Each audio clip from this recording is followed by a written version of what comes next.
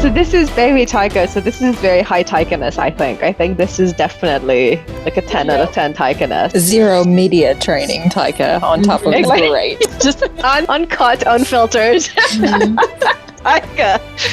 I love it. And I think a pretty high on the creativity scale, right? I say it's a 10 out of 10 creativity because I don't quite know the backstory of what's happening in this clip, but that's fine. Hello, listeners. Carly here. This week's episode was organized and hosted by Gutis, aka Cheesecake3 on AO3. This is a thing you can do. You can get your friends together over Zoom or Discord or whatever and host your own episode of the Our Flag Means Fanfiction podcast.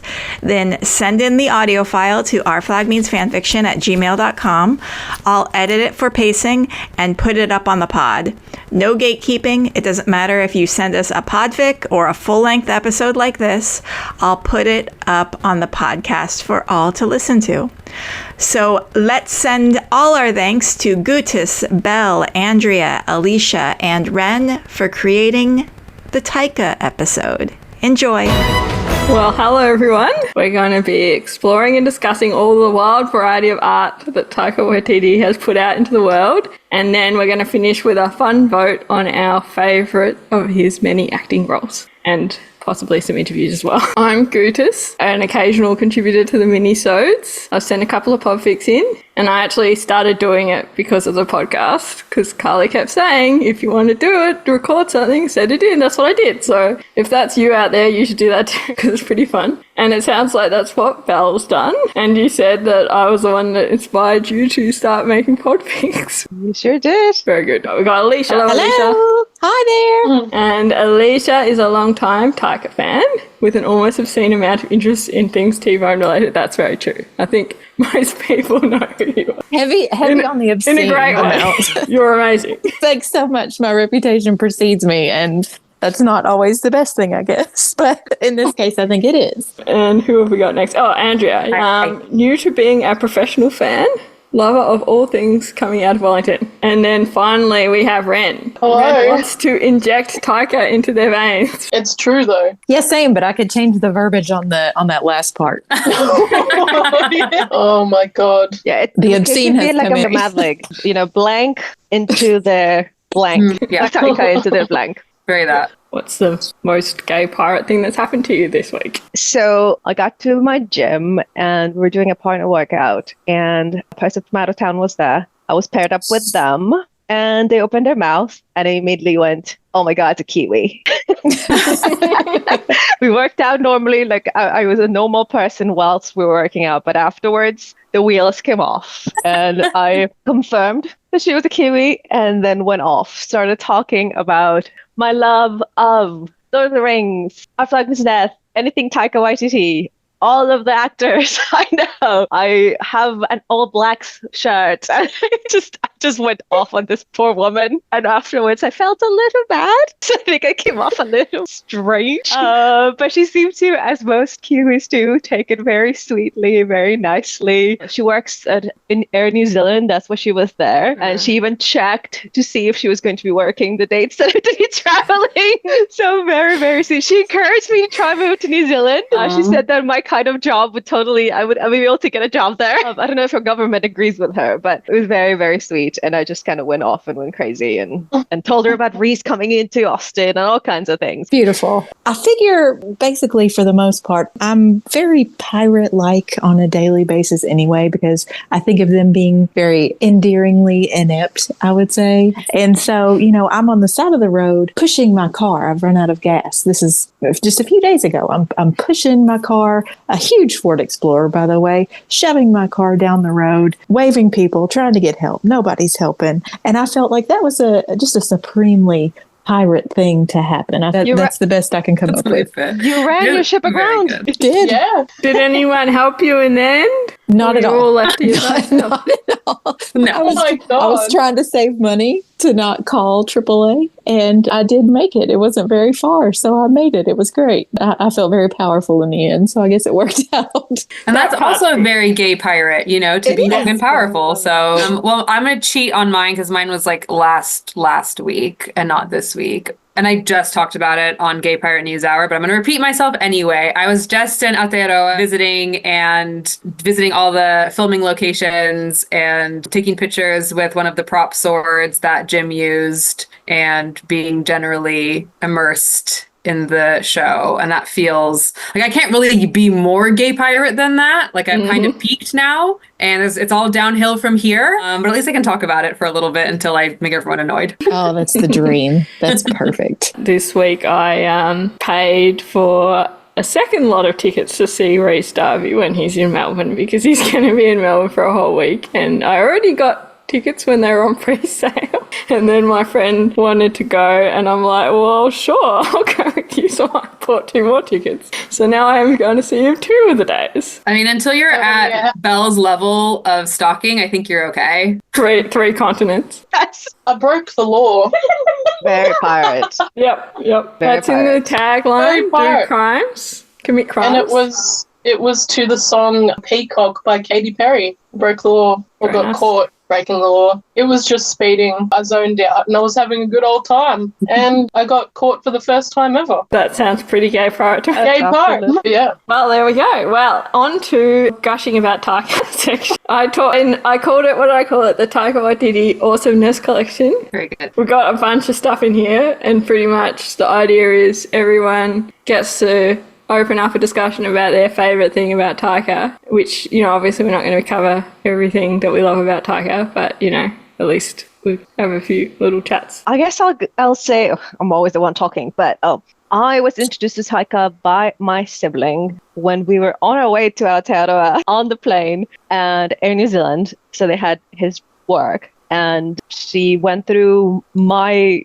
screen and said, you need to watch this. And she put Search for the Wilder People. And usually I sleep on planes, even 19 hours. I sleep and I just get up, eat, and then go back to sleep. But that movie totally helped me, and I loved it, and I fell in love with it, and it was over. After that, it was, who is this person? I must know everything about them. I must follow them. I must, so it was love at first sight. Aww. I somehow watched Hunt for the Wilder People while I was in Aotearoa, and I was like, well, I guess it was good I saved it to be where it's based, so like it's extra magical, but also what was I doing this whole time? How have I never seen this movie before? This like ripped my brain open. Like, what was I doing? So yeah, I definitely agree with you, Belle. Like, once you get exposed to his works, it's kind of like, oh well, this is my life now. Yeah, because I watched Boy back when it came out, and I had no idea who he was. Like, I didn't know that it was, like, I didn't know anything about the film. So it wasn't until I watched What We Do in the Shadows later that I was like, so this is who this guy is. Okay.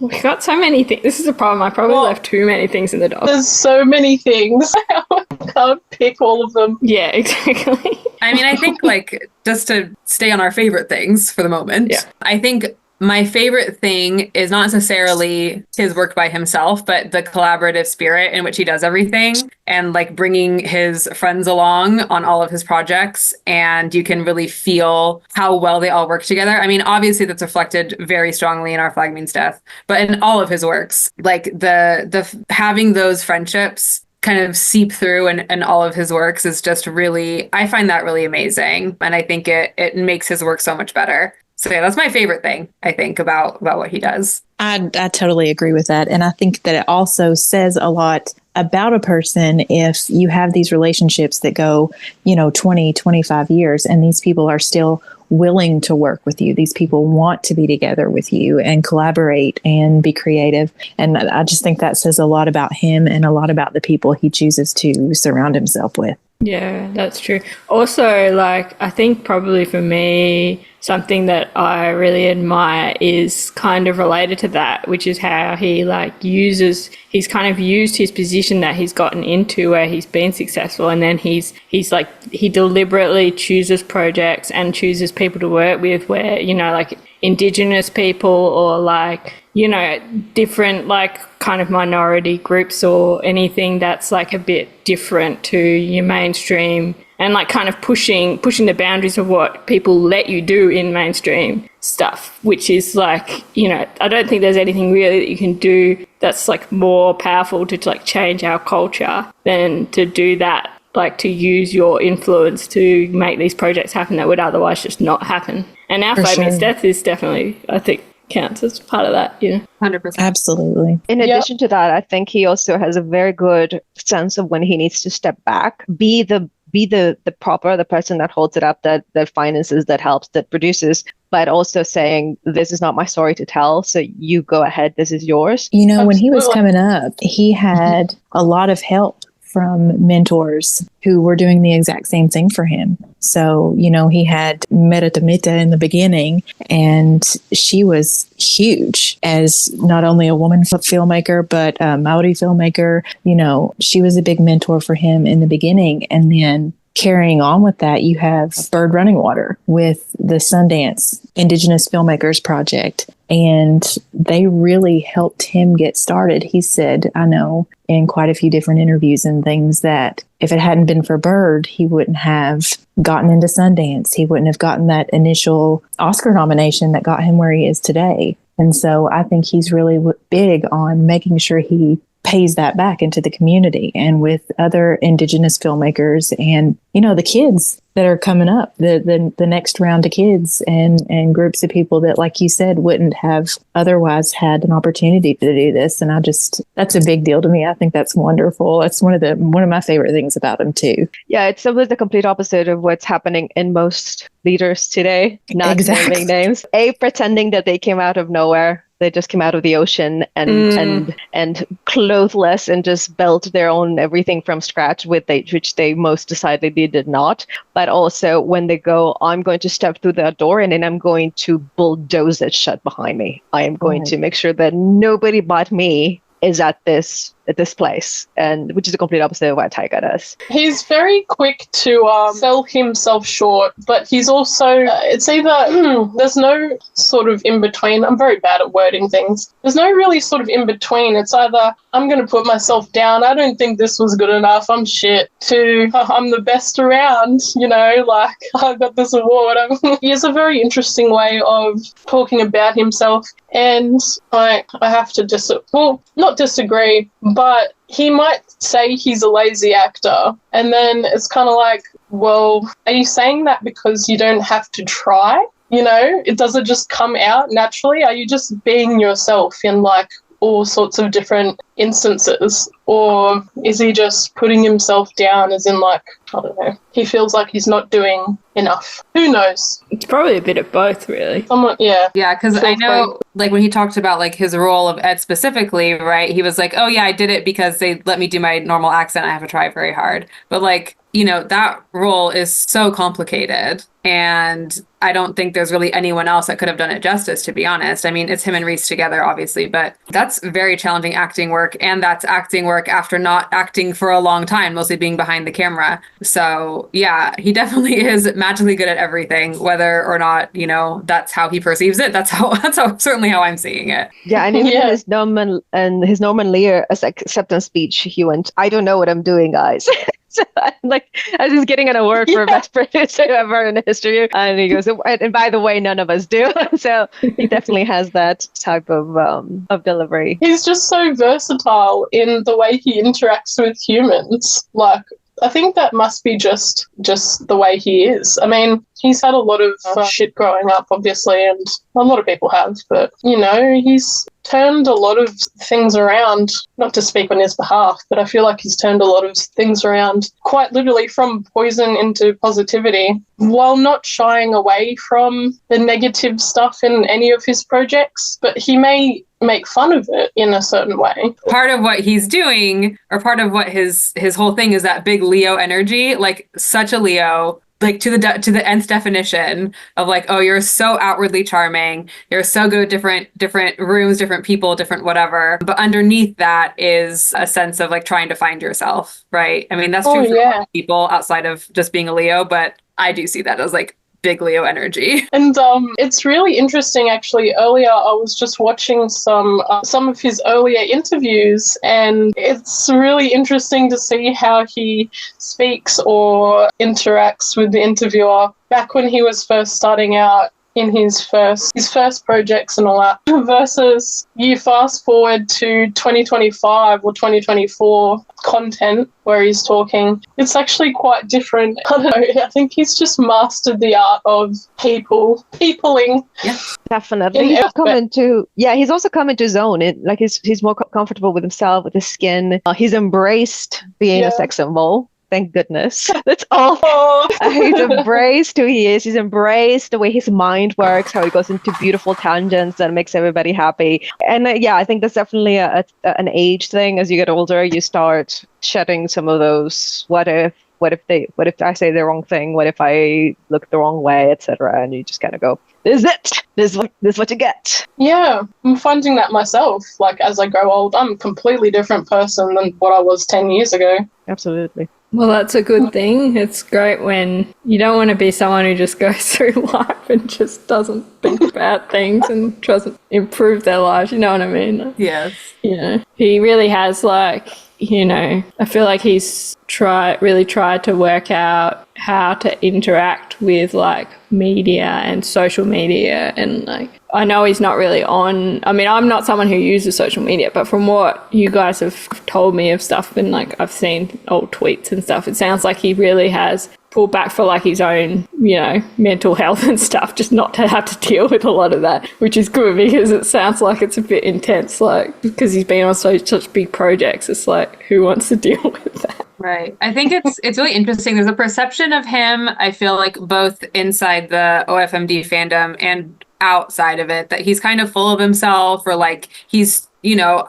I've seen a lot of negative talk about him, which I always find perplexing. So I'm like, listen, I don't know this person. I'm only going off of what I know. I'm not saying he's the best human ever. But what I am saying is, like, especially like within the context of our flag, like, he is a different level of famous than the other actors. And to expect him to be doing everything that they do in terms of fan engagement isn't really fair to him, because he's a completely different person and a completely different stratosphere, married to a pop star. Like, he's living a different life, and that's fine and that's great, and that shouldn't reflect negatively on him in any way. So I feel like I see that a lot in the fandom, and then, like, outside of the fandom, I think people just, like, if you don't get his humor or you don't get his art, you just think he's, like, weird. But I'm like, you just don't get it. It's just very funny. Sorry that you're not funny. No, agreed. And the fandom, what's funny is that other actors get a lot more grace. So they go, such and such actor, oh, you know, they're really shy. They don't like the spotlight. That's why they haven't done a single con or a thing or this or that. It's fine. But then it turns into, but Taika's an ass who just doesn't want to do anything. Okay. Well, that's a way to see it. Yes. And yeah, he just does so many different things too. I think that's what just seems crazy to me. Like, I've never tried, this is why I watched Our Flag so late, because I've never tried to keep up with what he does, because he just does so much. You know, it's like whatever kind of comes across me or I come across, it's like, oh yeah, cool, here's another project he's done. But it's just crazy when you really get into it, and, like, you know, and we've talked, I know that like with some of his, and like those music videos he's been doing, and like, yeah, just the Belvedere adverts, the Super Bowl so many adverts. great commercials. So many good adverts. Actually, movies, TV shows. Yes, go ahead. I prepared some stats for this exact thing, just in case we needed it. So allow me to let you guys know everything that this man has been doing. It's just, I can't imagine being involved in this many things. But here's what we have so far. He's got 8 major films out. Okay. 1 is in the final stages, which of course is Clara. There are several in development. He has done 52 commercials or ads. jeez. 11 music videos. He has directed 8 television shows, and an additional 2 of those were, you know, production credits. He has directed 15 shorts, with an additional 4 that he only acted in. 23 production credits and 53 acting credits, and that's just on, you know, like the IMDb sites. That doesn't include a lot of the extra stuff he's done, the uncredited stuff he's done. He's had 119 nominations and went on to win 86 of those awards. Now, if you figure, this started when he was 30. This is not over a lifetime. This is just 20 years. In 20 years, he has amassed all of these things. So it really is just a constant moving, a constant working in his brain. And I cannot imagine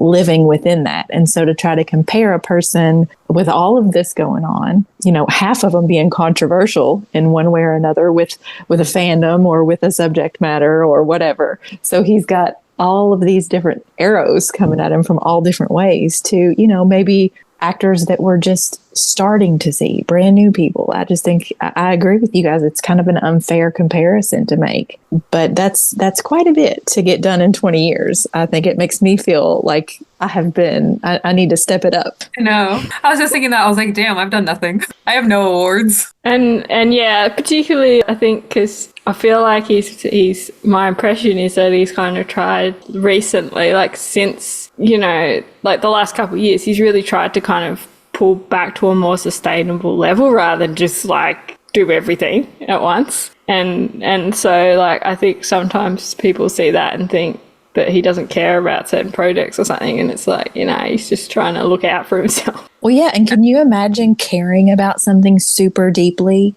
and it going away really quickly? You almost have to forget about it after you do it, because if you attach feelings or too deep of a connection to something, how many cancellations is it going to take before you're just destroyed inside and don't feel like starting anything else or doing anything else? I mean, it seems like almost like a defense mechanism to me to kind of move on. You do your thing, you put out your art, you do your best, and then you move on to the next. Yeah, and that's another thing that lots of other actors say. You can't just hold on to all the things. I know that they're special to us, but if they held on to every single role, every single thing, I mean, they would just go crazy. Right. I'm not an artist, but that from my outsider understanding, like that is being an artist, right? Is you create something, you put it out into the world for people to interpret and feel about it however they want, and you've released it, because that's another piece of holding on to it. Not only is it maybe going to get, not get renewed by the powers that be, by the money holders, but you also might have someone who interprets it in a way that feels weird to you or whatever. And like, you can't create art and then hold on to it too tightly. And, again, I love all of the cast of this show and the different ways that they interact with the fans or their character or whatever. But I completely think it's valid to say, I made this thing, I put a lot of myself into it, and it's out there now, and it's yours, not mine. Bye. Yeah. That's actually, he had a quote about something similar to that regarding like movies that he made. And he was talking about how everyone who is buying into these, whether it's a movie, you're buying a $15 movie ticket, and the audience is paying for the opportunity to make their judgment on your art. They are paying for their opinion. They get to say, hey, I don't like your work, or hey, I do like your work. And so that is something that I think a lot of artists have to remember when they're making their things, and that's another thing that I would find very, very difficult to do. It's why I don't publish my fan fiction. I write it for myself. Right. There's also another bit to it, I think, when it comes to people interpreting what he says or does, or the way he interviews, is that generally speaking, we expect any kind of minority, pick a minority, to act grateful, that they made it wherever it is that they made it, to be very humble, to be, very just thank you, powers that be, for letting me be here for a minute. And when they don't, then it explodes. It just goes, wow, and I can't believe it. I can't believe he'll say he's amazing. I can't believe he'll talk about the fact that he has money. I can't believe that, it's a very explosive reaction. Yeah, definitely. Yeah. Yeah, for, this is an audio podcast, so we're all nodding to what Bella is saying. Well, Alicia, really, maybe it's a great point. It's a great point. And I think the standards that he's held to are certainly higher than other creators doing the same thing. And it's gross. It's frustrating. Yeah, definitely. I'll bring in the silly. Yeah, go on. I was going to bring in the silly because there are a couple of things I love about him that are completely ridiculous. Of course, one is the fact that he is unbelievably, disgustingly gorgeous. I could write odes about his eyelashes and his lips and, all kinds of things. But I love the fact that he has lots of photos of him napping places, because I am a nap person as well. I will fall asleep anywhere and everywhere. So I love that about him. And it's a number of photos that he has of him just being cuddly with people, of being like just a cat that climbs on people, because that's me too. So I love those silly little things about him as well. Yeah, and always doing silly poses, like, but that's part of what we're talking about, like not taking it seriously. Like you're on a red carpet or something. It's like, you know, he'll do like the fancy look, and then he'll do like 10 more that are stupid. Yeah. He's not afraid to look disgusting, and I love that because he knows he won't ever actually look disgusting. But you have a lot of the people on these red carpets, and they just want to stick their jaws out, and they want to stand exactly the right way in their best light. And Taika's climbing upside down with his tongue out, and it's great. I agree. I love that too. That kind of brings us to a little thing that Ren suggested we talk about, which is, what is your favorite Taika outfit? What's your favorite thing he's worn? Tall order, honestly. There's a lot to choose from. Someone else go first. I'm so afraid to say nothing. I mean, it's true. I'm completely. Yeah. Like everything he wore in the strip, I'm like, can you bring those back, please? Just, right. I need to dress like a stripper at all times. I think the pineapple fucking outfit really deserves a mention. Yeah, fair enough. Hey, that's like Taika brand. Like, let me get my friggin' matching shirt and shorts. Yeah. It's also so Australian, New Zealand coded. I don't know about everywhere else, but we fucking love that shit. But like that kind of bright colour, like the bold, is kind of what he's known for, really, I suppose, isn't it? Yeah. The pineapple outfit represents like just his willingness to just party anywhere, anytime. I even have a set of earrings with that friggin' photo of the pineapple outfit. It's friggin' amazing. The sheer power you get from that photo in earring form is like, you know how you charge your crystals on the windowsill or something like that? It's kind of like that. You get extra, like, cunty. Anyway, so I don't know if we're allowed to swear. Yes. Yeah, you're allowed. But yeah, I definitely think like that's certainly something that like I feel like that is such like a vibe that I get with, is like that dagginess, like of like the really dorky, like, I don't know, you guys, I should probably explain the daggy term, because I've heard before from people that they don't know what that means. It's like you don't care that you don't look cool. It's more of a vibe than a specific thing. So again, if my cultural touchstone is Love Island Australia, right? Like there was a guy who went on that had a very intense mullet, like very like a square mullet. Is that kind of what you're talking about? Yeah. That could definitely be considered daggy, I think. Yeah. Okay, got it. You know, I think I could choose what I call the stylist outfits, and there are things that obviously someone has come in and chosen for him. These really put together suits and these gorgeous, gorgeous Prada suits that he had for several days a couple of years ago, and so many beautiful red carpet looks. But honestly, when he is piling on all these different items from his closet, and they are hot pink and green and plaid and just these huge amalgamations of outfits that he's just pulled off of a chair or pulled out of the floor and put on, it's so quintessentially Taika to me. You know, everything that he does has this bold color, and I love it. Those are really my favorite things. That's a good one. Yeah, I agree with that. My serious answer is, all the patterned suits, and like, I mean, similar to what y'all have been saying, there was a period of time in September 2023 where he was doing a bunch of different things, and every single picture is like a different, like, matching suit with a crazy pattern on it, and I love every single one. One is black and white, classic, beautiful, but somehow still completely ridiculous and crazy. Another one is coral and teal. Those colors are great. I love them. But I forgot about the Met Gala 2024 when he was wearing a full leather suit, including a tie. So I was like, that must be so exceptionally sweaty in there. That seems so uncomfortable. But you look great. Good job. Was it a previous year, one of those where he wore, I know I've seen pictures, you guys have shown me pictures anyway, and his hair's like very short, and he's got like the necklace and like that. I don't know if that was at a Met Gala. Do you guys know what I'm talking about? Yes, I'm looking at it right now, and it was Met Gala 2023. Oh, there you go. You know what I'm talking about. It's kind of hard to explain. The silver type get up where it was a little bit... Yeah. Like it was long. Yeah, like it kind of felt like a gown or something, and it looks, I don't know, I just saw it that way. It's so like, hard. He was looking like a final boss in a video game when he was wearing that dead set. Yeah, I agree. That's, pretty much any Met Gala look nailing it. Yeah. We crashed the Met Gala, people. Start looking into that. I'll add I love him in white. I mean, I love him in colors. I do too. But when he wears white also, it's just, everything. Everything. He looks pristine and I want to mess him up. And yeah, it's lovely. I feel like he could wear like baby poo brown and it would be amazing. I mean, that's Any kind of the color of his leather suit from the Bella.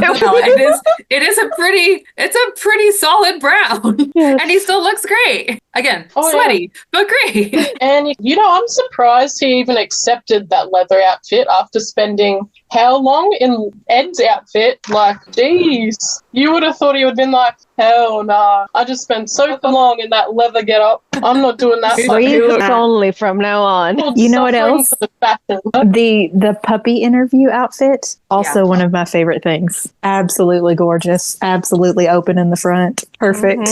Everything about it is perfect. I hope he kept it. I hope he still has it because we may see it again. Yeah, he shouldn't be allowed buttons at the top of his shirt. He'd just go and just clip them all off. Just, Rita, if you're listening, just take some shares and just top 3 buttons, just off. Yeah. Any of those kimono style outfits that he wears where it folds over and he's got the little ribbon thing at the front, like, fucking hell, please keep wearing those, I'm begging. Well, there we go. Everyone shared their favourites. Very nice. We got the silly bit now. We're up to the little clips where we show our clips and we got to vote on them. And I don't really know what the criteria is. I kind of like... I mean, I definitely like the thirst level. I think is very important to include. Okay. Yeah, so thirst level has to be involved, right? Level of Taika-ness that's real metric. I've seen it before and we should use it. Okay. I sneakily added that one literally like an hour ago. I'm like, ooh, criteria. Here we go. Yeah, I love it. Well, then why should we have our third criteria then? So we've got maybe, because there's not actually all that many acting ones, are there? We've got a lot of like interviews. I love interviews and speeches. Yeah. Well, I feel like it's literally random shit. Like not that we have times, we didn't necessarily prepare this, but I feel like we would do like rating acting separately from like interviews and they should, I think perhaps what we could do, throwing it out there live while we're recording, is do the clips of the interviews and then maybe we could discuss some of his acting roles and also rate those without watching clips. An idea. Sure. Sounds good to me. And are we keeping track of the scores, or is it going to be like whose line is it anyway, where the points don't matter? I mean, the points don't really matter. Okay, excellent. I love that. At the end, everybody wins. Well, Taika wins. The reason why we're doing this is because when the previous episodes of our Flag Means Fan Fiction, when they've done this, they did it with Reese and they did it with Con, and they were mostly doing the voting. Like, that was mostly what it was, so it kind of mattered. But then this is kind of like, no, we want to just chat about Taika, and then I guess we can still do some clips because it's fun. But yes, I love it. Perfect. All right. Well, I think we should stick with, we'll stick with these 3 criteria. I'll just get rid of the one we didn't really talk about, but creativity, we can kind of just count that, if you like, as, in his interviews, then it's about interviews. If it's his acting, then it's about, I don't know, his acting skills. And that can be it. But yeah, I like that idea you had, Andrea. We can always just rank his acting at the end. All right, now that we've discussed this while live, why don't we start with Ren's clip from Humour Beasts? And those are a fine pair of legs, you know what? They'll make a great necklace. Ow! You dog, you! Ouch! Watch out! Yeah! Row! Bow! Wow! Wag it, man! Wag it! Yeah. Waggle it! Yeah! Alright. Welcome to the show. Welcome. As we've already said, there's a lot of sexy ladies in the audience tonight. Well, there we go. I'll be in my bunk. It's a shame it's a podcast where we can't put up just a giant sign that says wood right across the... Yeah, thirst level 300 out of 10. Yes. Yeah, like you said, it's a pity it's a podcast because people miss his tongue. And the stud therein, by the way. Yes.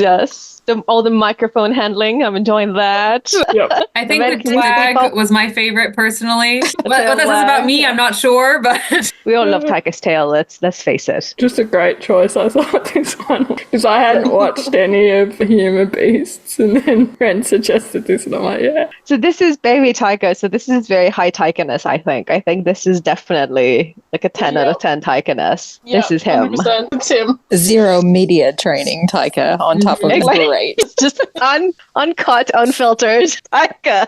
I love it. And I think a pretty high on the creativity scale, right? I say it's a 10 out of 10 creativity because I don't quite know the backstory of what's happening in this clip, but that's fine. Don't need to. There's wigs. There's things happening. Yeah. Very creative. Yeah. I mean, I think they're mostly improvising, if not entirely. I don't know. No, they've got some sort of idea going on behind there, but they're obviously interacting with people. There's got to be some level of improvising. A lot of their early stuff together with Taika and Jermaine, they did a lot of stage work, and sometimes with costumes, sometimes not with costumes, but it was all about bringing people either up from the audience or speaking directly to them in the audience and just seeing how people react and working off that. And they did that so much, and they were so good at it. It was hilarious every time. They're a lovely team. Lovely, lovely team. They're unbreakable. And what a great way to practice crazy improv as well, trying to get, because as soon as you get a audience involved, then you don't know what's going to happen. It's one thing to improv with someone that's like a friend of yours that you kind of know what they think. Just throw things out to whoever's around. Yeah, and a show versus a live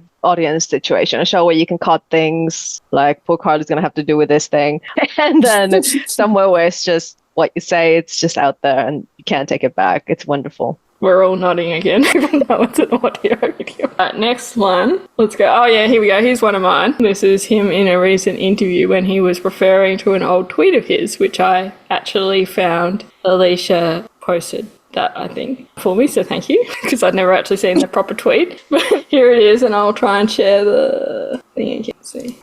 Ruin this, he's going to ruin Thor. I was like, what, you mean, again? And they were like, he's going to ruin this for everyone, Thor's so cool. And I said to them on Twitter, before I left Twitter, I said, you don't know what you want until I give it to you. Good Lord. That interview, the whole interview, by the way, is absolutely just magic. Everything about it. Yeah, recent interview he did. So if anyone's not watched that one yet, they should definitely get onto that. It was in Entertainment Weekly, where he talks about a whole bunch of things, like all sorts of things he's done, and he raves about it. And yeah, and it's really great. If you're in the fandom, you've seen the memes because he talked about Reese and him in a romance on and off screen, and we all collectively lost our minds over the internet. And I could just feel Reese going, "Oh, Taika, what have you done?" That's such a typical way to make too. Like, it's such a Taika thing to say. Yes. And Reese is just going in the background, please don't encourage them, Taika, God.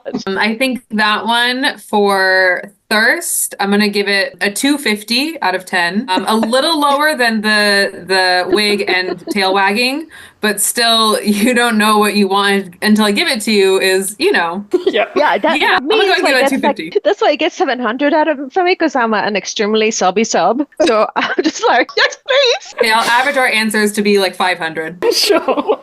That's great. Yeah, I'm just trying not to breathe heavily into the microphone, so take that. Well, I think it really, level of overall Taika-ness, I feel like it's like maximum Taika-ness, because it's exactly what we were talking about before, where some people misinterpret it. Like some people like will listen to him doing like the silly bragging thing in interviews and stuff, and they'll think he actually is like being serious, like when it's clearly he's just like joking around because he doesn't, but because he's not, being humble. It's like, Exactly. You know what? And I'll bring it up because I don't think it's going to surprise anybody that I've got Google alerts for Taika's name sent to my email. But after this interview, when he talked about what we do in the shadows, he said something to the effect of, amazing that we got like 7 seasons or 6 seasons, however season it is, from a 15-minute pitch, like 15-minute idea. And the way that the media was writing articles about it was Taika Waititi says that what we do in the shadows went on too long. They're like, I'm sorry. Infuriating. How did you get that out of those words? You complete and utter assholes. Very infuriating. Anger gets clicks, and clicks get money, and something happy is not going to get them as much money as something that they can rage bait, and it's every single time. Every time he opens his mouth, that's for sure. Yeah. But then 99% of people won't actually watch the interview, and then they'll never know. They'll just go through life thinking that was his opinion. Right. Just the tweet that, he's talking about there, you can go into the quote tweets and it is unreal. The things that people are saying and quote tweeting just to that response, that joking response that he made. And that'll give you a really good idea of what his entire career has been like. The attacks that come from people for nothing, or for jokes, or for just not being willing to read into the context of his words. Especially when, you read the full tweet there, and it's, very obvious, because he literally starts it saying, "They're there." Obviously, no one's saying that for real. Right. They're there, pat on the head, Yeah, I also really love in the Time Bandits interviews that he's done, how people have been like, oh, he's gonna fucking ruin this now, as per usual. He's just like, I didn't make it for the people who liked the original. I think that was pretty good response. I made it for a new audience, so. Yeah, it's meant to be kid-friendly, family show, yeah. I almost included a clip from that interview, Ren. I almost did, because there's one where he's laughing, and he says, oh, no, I hope I don't make fans mad, especially not middle-aged fans. And it's hilarious. Yes. Oh my god. Yeah. I love him. I love him so much. That's it. Creativity and summary of this episode. I love Taika Waititi. Okay, well, we still have creativity to score on that one, but 10 out of 10 creative answer to someone being rude. So exactly. I'll give it Perfect. Absolutely. They're all going to end up with max scores, aren't they? Yeah. I'm keeping track now. So our first one is 320 out of 10. And our second is 530 out of 10. Oh my god. Doing great. It's fantastic. We did pick two very thirsty ones to start with, didn't we? But, Oh, well, what have we got now? Andrea, you put down the lie detector test. Famous. I have to be there. Famous one. Has to be in there. Mm-hmm. Is there a particular clip you want to watch right now from it? No. I just put the link without even, picking a spot. It's just I did it. Check that off the list. But, I mean, pick anywhere. It's all great. Let's pick the most replayed bit. I'm sure that'll be good. Yes, I do think I'm influential, yeah. I'm not sure if I'm influential in a good way. Sometimes the people will be like Saturday night, people are like, oh no, he's such a bad influence. Yeah. Do you think you influence me? I think I inspire you. Truth. Okay. What an ass! Oh my god! Okay. I don't think that is. You don't care what about my opinion, yeah. Or that wake up and go, what would Taika do? Okay. We met in. There you go. That's the most replayed bit. So good. I love it. And again, you have both of their, what I like to think as their true laughs. They're just truly, truly laughing. And I love that so much. Gonna start with my favorite category, thirst level. Because they're both there, I'm gonna give that probably 1,000 out of 10. Oh, bonus point for Reese. Okay. Exactly, yeah. I've got to double it because they're both in it. Anyone else got an opinion on that? I'm gonna have to concur on the basis of the hair and the mustache alone. Yeah. I'm gonna have to also say 1,000. Look, 1,069. Good. Yep. Love that. Then Yeah. I'm going to match Ren's then. I was going to go 1,000, but I like 1,069 even better. Yeah, a good number. I'll go ahead. I'll be a detractor for creativity, a 9. Don't have to give it a full 10. It was one quick, short answer. Doesn't take all your brain power. 9 out of 10 creativity. That's fair. What was the other category? Taikiness. Overall Taikiness. I love this criteria. Look, I'm going to say 420 because he's always honest. Taikiness, honesty. That was a handy motion of fingers coming together, by the way, for our audience listening. They're tied together. They're woven together. I think given how structured this was, so how little room for in and out there was. I think that takes quite a bit of creativity, so I'm going to give it a 10 because I'm a simp. And yes, for Taika, definitely a 10 out of 10. All right, I'm getting the calculator out to get our score for this one. This is a weird scoring system. This one is 1,498.5 out of 10. It's just always like so high, it pulls everything else. Like, never mind the rest of the criteria, just how hot does he look? Yeah, pretty much. Oh, one of the criteria should have been, how distracted am I watching this? Did I hear anything he just said? Criteria. Yeah, that could definitely be how far off the screen I go, because usually I just like myself silent. It's like, To take a now. nosedive. I just remembered we've got a little snippet from Alicia from Ragnarok, Thor Ragnarok, that didn't make it Interview or acting? No, acting. This is Okay, a nice little snippet. switching to acting? Should we talk? Oh, yeah, that's right, because we were doing... Yes. I forgot we were doing them separately. Oh my god. We did decide to do that. There's one more, yeah, from Belle. yes. That's a speech. It was a particular spot you wanted to listen to. Then with that, Andrea should have probably picked something, but if you pick anything pretty much in the middle, it'll be pretty good. That whole thing is just gold. All right, well, let's just jump to the middle. No, and my speech, honestly, it's just dancing around. It doesn't follow a 3-act structure. And this is kind of what my speech is about, right?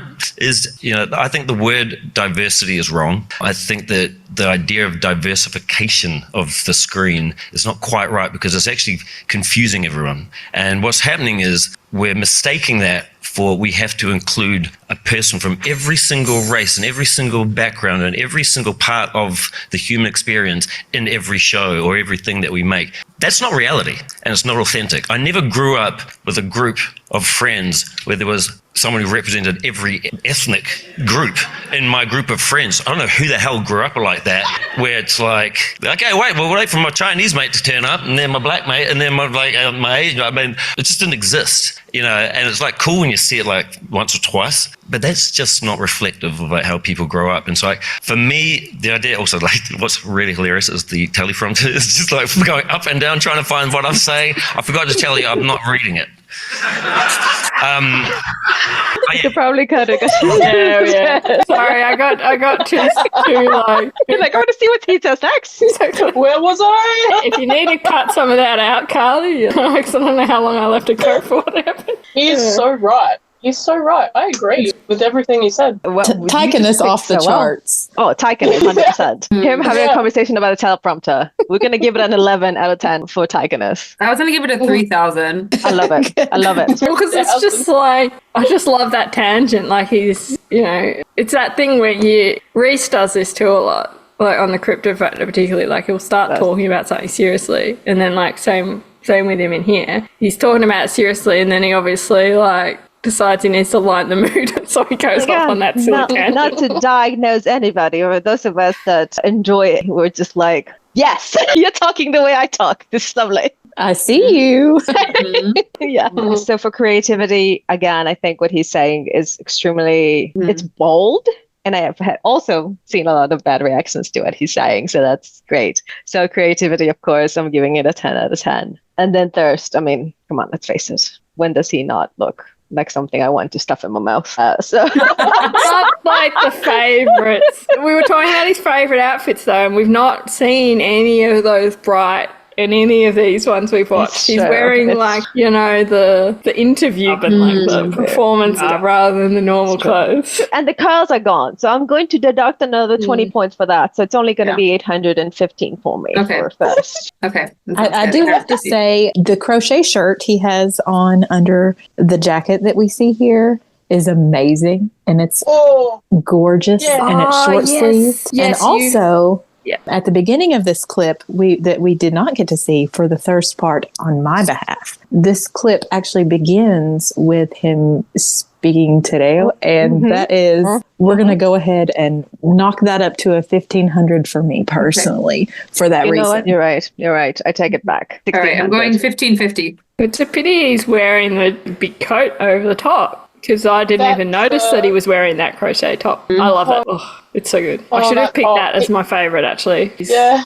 How could we forget about that top? Oh, I know, right? God. All right, so I'm just going to summarize our scores really quick for y'all. So for our humor beast, which was great, and we loved it very much, that was a 320 out of 10. For the interview about Ragnarok, that was a 530 out of 10. For the lie detector, we had a little bit of a jump there to 1,498.5 out of 10. And then finally, for our diversity speech, because of the crochet top, kind of skewed us a bit. So we're at 4,570 out of 10. It all tracks. It all makes sense. That feels really right. If we keep watching clips, you're going to have to get a larger calculator. I'm so sorry. They all tie me with a paper and it just keeps coming out. I am going to break that, get an abacus. Exactly. Then I need the big NASA computers. Okay, so we're on to acting clips, I believe. Acting clips time. And I did put a clip just now in the notes from what we do in the shadows, which was my Do you want to start with that? Yes, please. So it's 6 p.m. in the nighttime, which is when I wake up.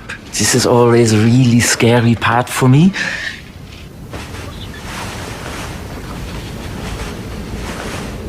Yes! Nighttime.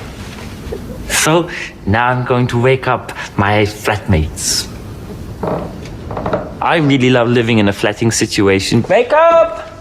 Wake up, everyone! I like to hang out with other vampires. I like the company. Awaken! Creativity, thirst, overall Taika-ness. Where are we at? Well, this one really shows off his acting skills, doesn't it? Because it's just like, I don't know how to even describe it. Yeah. Yeah. I mean, you really have to wonder, I'm sure we know because he's talked about it, but how and why did this idea even come to be? That's so wonderful. Another thing to consider with the creativity on this one is just the idea that there's no script here. It's all creative because it's all just coming to them, whenever they get it. That's got to be off the charts. Yeah. And this is how I've woken my children for the past 10 years. The vakey thing happens every day in my house.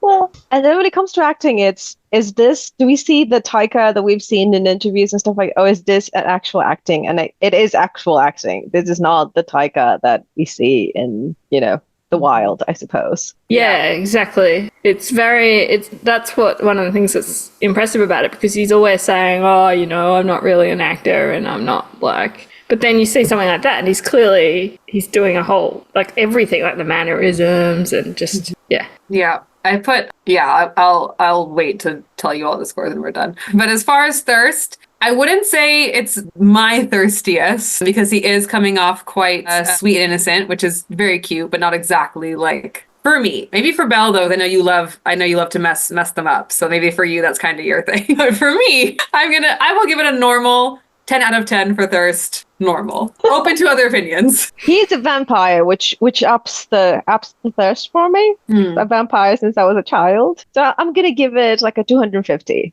Okay. 250 out of 10. Hey, it's come down significantly. We're back to 3 digits. Yeah. We were at 4 digits for a while there. For thirst, I don't know. Probably the same, 10 out of 10. But for Taika-ness and creativity, which I think is at the same level there, maybe 500 or 1,000. Yeah, I think the creativity's got to be off the charts for that one, sure. It's coming from him, and it's a 2-in-1. Yeah, we've written a script, fuck that. And they've just filmed hundreds of hours worth of just them fucking around and coming up with random shit. And the confidence in your abilities that you can be filming and know that it'll still be good quality, when you're just doing it whatever you want. Yeah. Didn't he say somewhere that when they were trying to pitch the idea, the budget that they had set was too low, and people were like, "You're pitching this with that budget?" But it's amazing what you can do with how much was it? $1 million, $2 million or something? Something like that. Yeah. Yeah. Very. Yeah. And very. Make a very fucking extreme. iconic movie better than many $400 million movies. Yeah. And I mean, it was my chosen clip. So yes, I agree. It's very impressive. Like, you know, just silliness aside, it is just incredibly impressive as a piece of media. I just rewatched it while I was in Wellington and then like went to Cuba Street and I was like, I'm doing it. I'm here right now. It was so good. Okay. Do we have another one? Yeah. Another clip? All right, I'm ready. Hey, take it easy, man. Allow me to introduce myself. My name is Korg. I'm kind of like the leader in here. I'm made of rocks, as you can see, but don't let that intimidate you. You don't need to be afraid unless you're made of scissors. Is it some sort of protoplasm, all the stuff that's coming out of you, or are they eggs? It looks like eggs. The damage is not too bad. As long as the foundations are still strong, we can rebuild this place. It will become a haven for all peoples and aliens of the universe.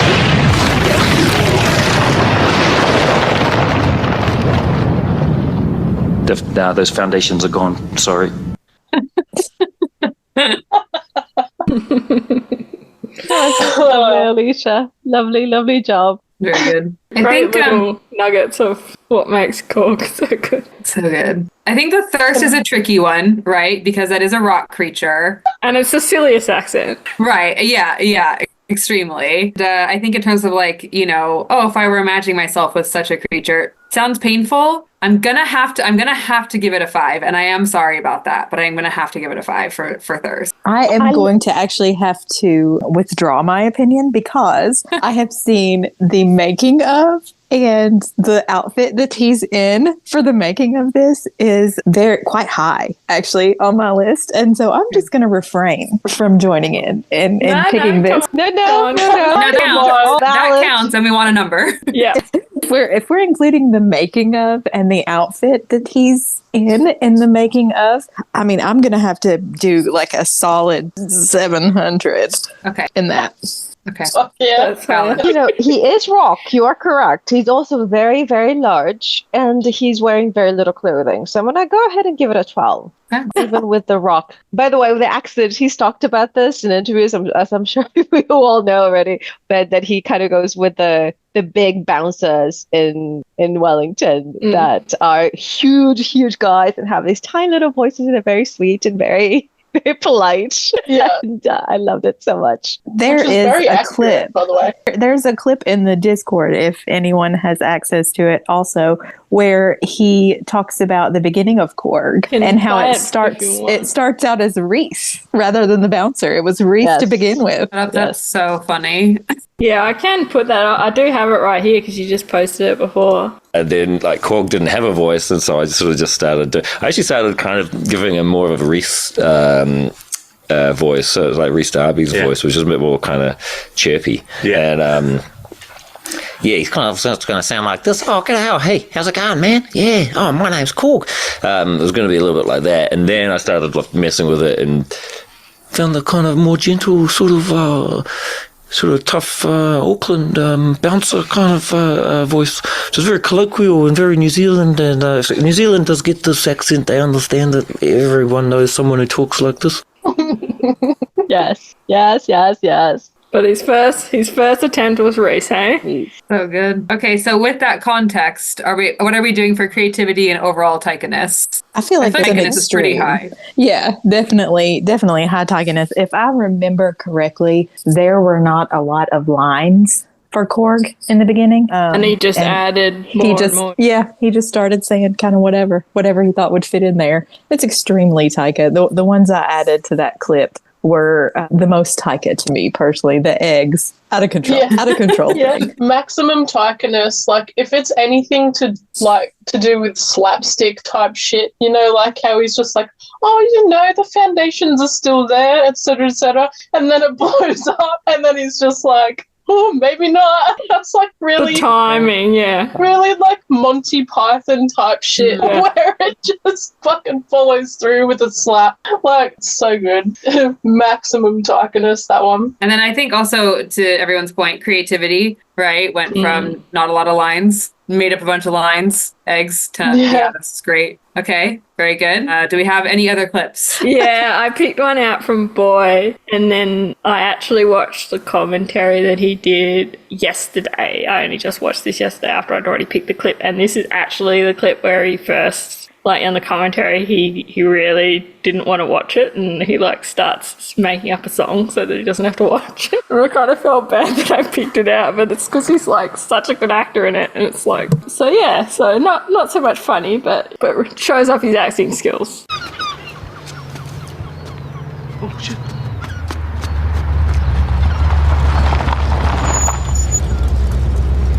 Boy! It's been shaken. You came back. Look what I found. Take it off. Take it off. Take it off. Who said you could steal my jacket? Nobody. That's right, nobody. Now, where'd you get that icebox? Hey?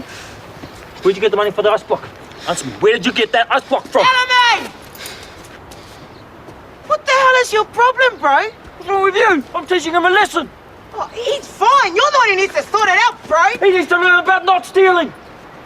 You are such a frickin' idiot. Oh, you're a major idiot. The hell did she see in you, eh? Now, shut your face. Still a bloody nuisance. I know you are. I said you are. What am I? Out of my way, kid! So, yeah.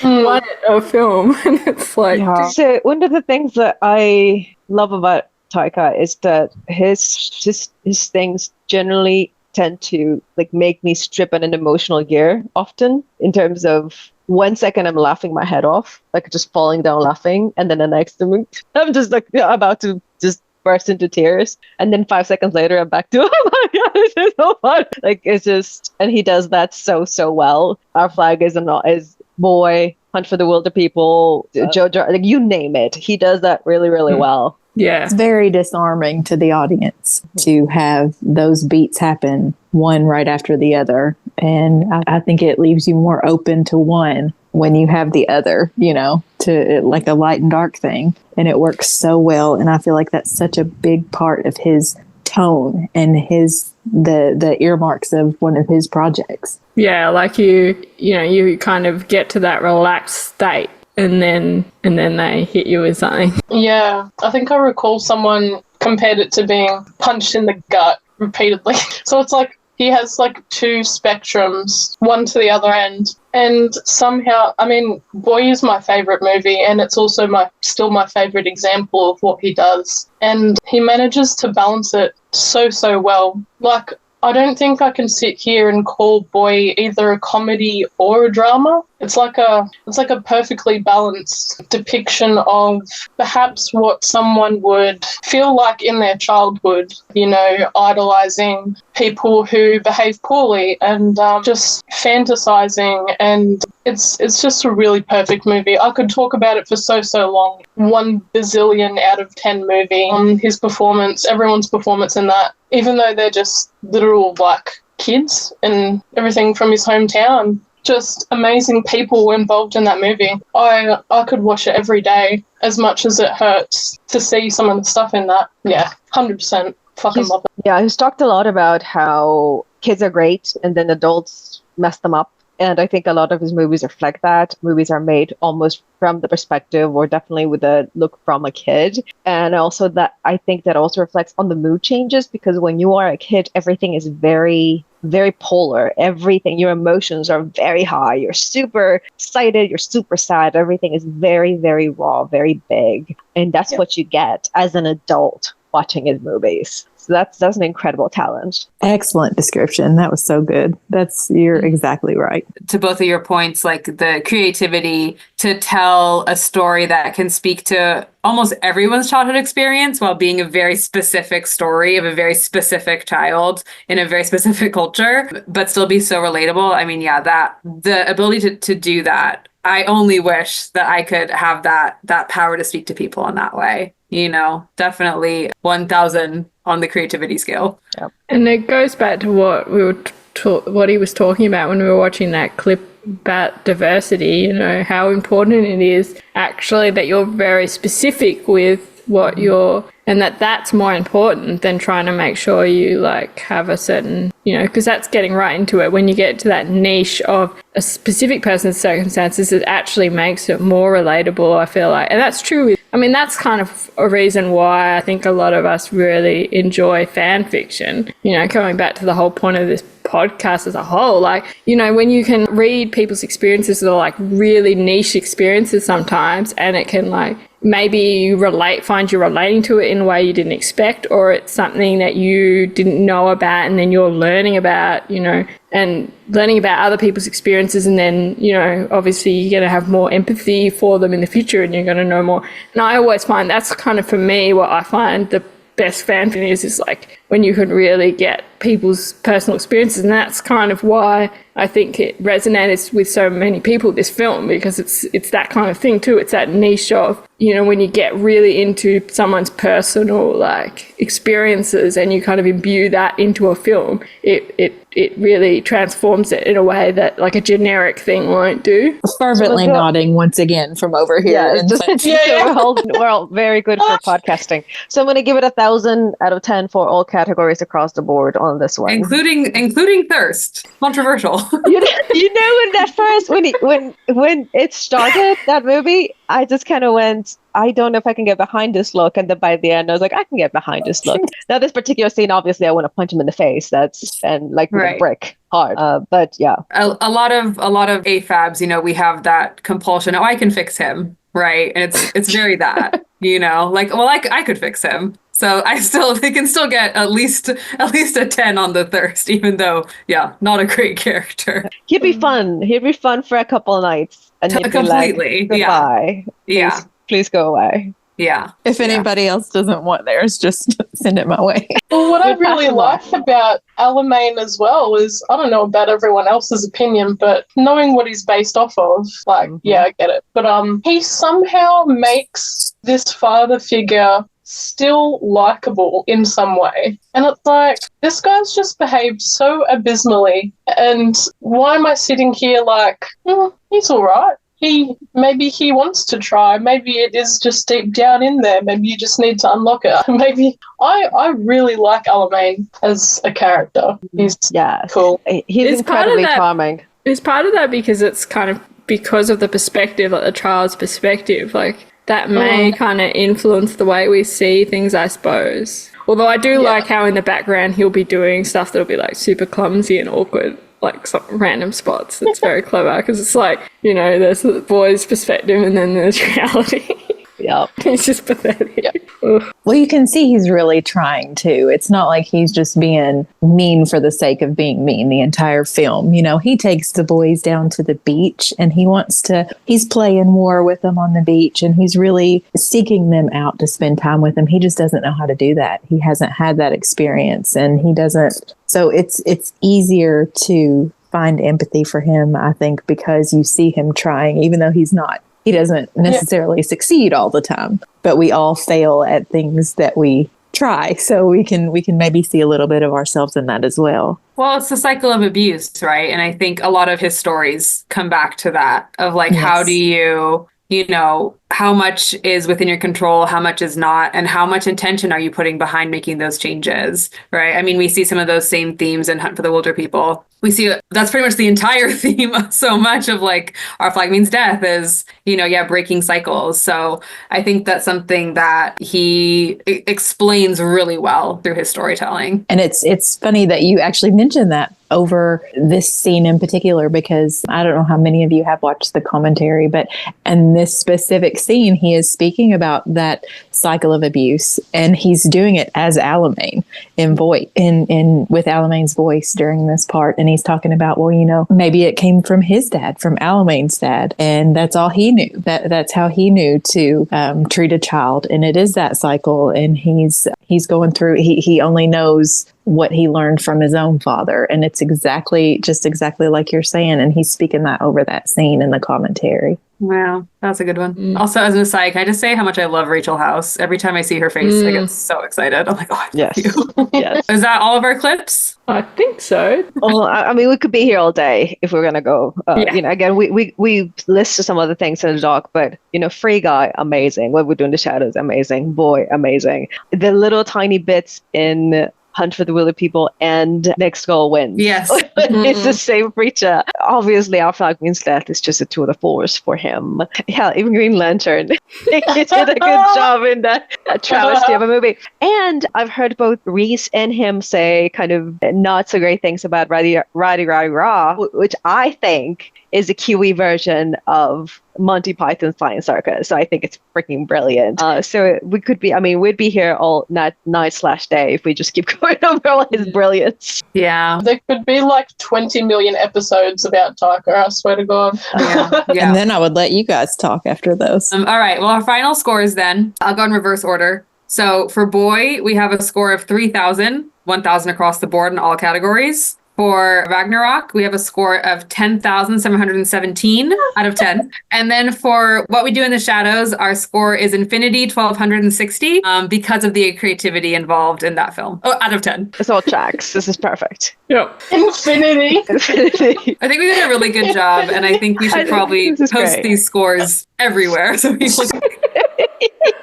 Go ahead and get the Wikipedia updated by this evening. What are you reading or enjoying? If you've got any specs you want to give us or anything, and then also what you're working on and where can people find you? I am on almost all the socials. I am on Meta under Bella Southern Bank, and everything else pretty much under Perilous N, the letter N, Wicked, one word. I'm also on AO3 under Whiskey Tango Foreigner. You can find my podfics there. And what I'm working on is I'm basically just looking for other podfics to do. I've really liked it. I've enjoyed it, and gonna do it some more. And then for my fanfic rack, I have Late Blooms by Kalan's Phantom. This is an Omegaverse Gentlebeard fic. It's a book. It's something like 17 chapters or something to that effect. But it's very sweet. It's about Steed finding out he's Omega late in life, presenting in his 40s, and everything goes along with that. And they start having dreams and flashbacks, and it turns out that basically they're soulmates. So it's beautiful. It's a gorgeous fic. Very good. I think I've read a bit of that when it first started. I'll have to catch up. It's done now. Yeah. Okay. Yeah, I want to read that just based on your description. I did enjoy that first bit of, which wasn't going into soulmate stuff or anything, but I did like that. It was a good little thing. The problem is Callan's Phantom writes so quickly. I can't keep up with them all. All right, cool. And you've put that link already at the top, which is great. All right, who's next? I'm going to be boring and say the same fic that I have said on other episodes, but it's just so good. And because this is our Taika episode and Taika is Ed and blah, blah, blah. So Constellationism, I know people have heard of it a million times, but I think that their characterization of Ed in this modern telling as an artist is like so perfect. And it's so good that I haven't even read the new chapters. Like I want to savor them. I'm just like sitting on it, like, no, I'll read them later. And it is the only podfic I've done was chapter 1 of Up, Down, Turn Around. But yes, which is on one of our mini-sodes. But yeah, if you're tired of me talking about it, too bad. You should read it because it's really good. I just want to chime in to say that it's literally the reason I made an AO3 account. I've been reading fanfiction on AO3 pretty much since the site came into existence, always as a guest, never made an account, and I was just so desperately checking this one for updates after I watched Our Flag, and like a month or two later I was like so obsessed with this fic, literally checking it like every day to see if there was an update. I'm like, this is ridiculous, just make an account and I can subscribe to it, and that's what I did. And now I'm like, why didn't I do this years ago? Like, and I love that because it is that inspiring of a work. So yeah, if you've not read it yet, how dare you? And then in terms of where I'm at, so my only like really public profiles are my Blue Sky, and then I just started a Substack because I want to be cool. And I am Pajarito Botones on both of those, which is birdie buttons in Espanol. So yeah, find me there. And someday I'll put something on Substack. Someday soon. Yay! Well, I'll go next because I've just put something on Substack, so I guess I may as well talk about it. I did put a link, so that'll go in the show notes, hopefully. Yeah, because when it was Button's birthday last week, as in Leon Kirkbeck from The Cryptid Factor, I decided it was time. I've been meaning to since he put together a bunch of photos of something in Loch Ness. What was it? Maybe the Loch Ness Monster, who knows? He put this cool thing together a year ago, and so I wrote up a bit of a post about it, about like technically how measuring things in photos works. So if you're a bit of a nerd for things like that, have a read of that. So there we go, that's my first Substack post. And then if you want to find me on social media, I do have Blue Sky and Tumblr and technically Instagram, but I don't really know how to use it. And I'm Mystic Trash Moon on all of those. Oh, and I do have a fic rec. I did come up with something because it's my favourite fic, I reckon, I've got to say. It's Wave Hello to the Void. So I thought, opportunity to talk it up since it's the first time I've actually been on the podcast. I can tell you all about it. So if you haven't read this one, this is a Mothman fic, and it's really, really good. I don't know how to talk about it. It's lovely. It's so beautiful. It's like, there's this amazing podfic too. So the fic is a collaborative thing by Molluska and Zachary Bosch. And then there's art for a lot of there's quite a bit of art from E. Favey in it as well. And Loopy Danger Frog did a podfic, and it's amazing. It's like soundscaped, like, you know, they're on the radio, and it's like they're on the radio, and there's like music, and it's just like insane. I listen to this thing like all the time. Like, this is like my comfort listen. If I need something when I'm driving and I just want to like relax and enjoy something, I'll just listen to that. So I very, very highly recommend that. And it's just such a lovely story, like, about, you know, I don't even know how to explain the amazingness of it. So yeah. I am actually about to start Constellationism, and I have not. I've never read it, never started it. The only thing that's holding me off is I'm trying to finish up something that I'm writing, and I don't want to. I'm always afraid I'm going to subconsciously steal from what I'm reading for my own writings. But I'm really excited to try that. So I guess you can't count that as a rec, but I'm gonna like piggyback off of the other recs. But you can find me on AO3, formerly Soup, and then Soup Beach everywhere else. I think if you've ever seen any kind of really gross Taika post, you've heard of Soup Beach. So that's me just about everywhere. You say gross, I say essential. I mean, just love it. Thank you. For Fix, special mention to the Burger Ring Door. Ooh, good choice. Who is it's a Hunt for the Wilder People fic between Psycho Sam and the Priest. And I never thought I'd be reading something like that, but boy oh boy, it was really something. It's one of the best, and actually is quite, the person who wrote it, who is the Hitcher is my dad, I found it to be very Taika-esque written in that sort of way. But the one I do want to mention as well is In Favour with Their Stars. Let's go on. Like many people have read that. That really hit hard, that one. I really think that's super cool in every way. It's just perfect. It's really hard for writing to hold my attention because I'm not very good at, like, my eyes jump up and down the page. So for this to hold my attention completely the whole way through, and it includes, you know, little graphics and all that sort of stuff. I love pictures and pics. Yeah, really, really cool fanfic. If for some reason you haven't read that, In Favour with Their Stars is a good one. Which is Our Flag Means Death, by the way. I don't think I mentioned that. You can find me under the name Taika Waititi on Blue Sky and Discord. That's about it. Very good. Is that everyone? Everyone's done it now, yeah? I think so. Yeah, good. We got some good recs. Excellent. Good work, guys. All right, you ready for the little tagline which I wrote down so I wouldn't forget it? Do creations, be cringe, commit crimes. Yeah. Good job. We did it.